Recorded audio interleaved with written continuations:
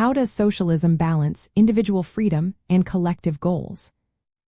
Imagine living in a society where your personal choices are respected but also where everyone shares the responsibility for each other's well-being. That's the core idea behind how socialism tries to find a balance. It's not about giving up your freedom but making sure that your freedom isn't limited by lack of resources or unfair inequalities. Socialism believes that true freedom depends on having access to basic needs like health care, education, and housing.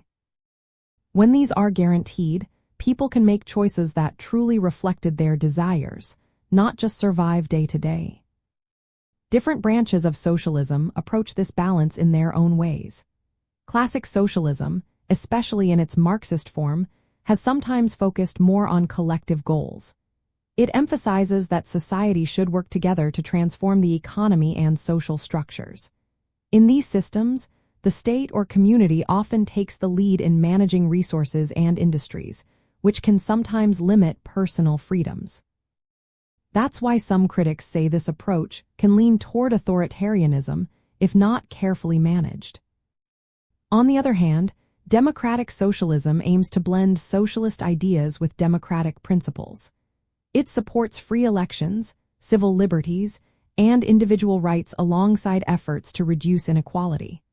These systems promote a mixed economy where some industries are owned or regulated by the government, but private businesses still operate. The goal is to give people a say in how their community and economy are run, ensuring that individual freedoms are protected while working toward shared social goals.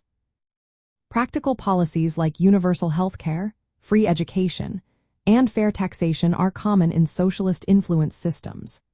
These measures help reduce economic insecurity, so people can focus on their personal goals without constant worry about basic needs. At the same time, many socialist systems encourage community participation and collective decision-making, giving people a voice in their workplaces and neighborhoods. The challenge is finding the right mix. Some systems push for rapid change to meet collective goals, which might restrict certain freedoms temporarily.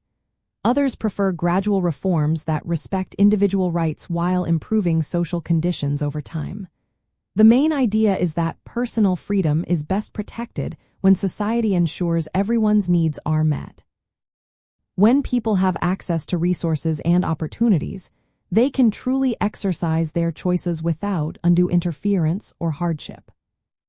In the end, socialism's way of balancing individual freedom and collective goals is about creating a society where everyone's rights are respected and shared responsibilities help everyone thrive. It's about making sure that personal liberty isn't just about freedom from interference, but also about having the means to live a full and meaningful life.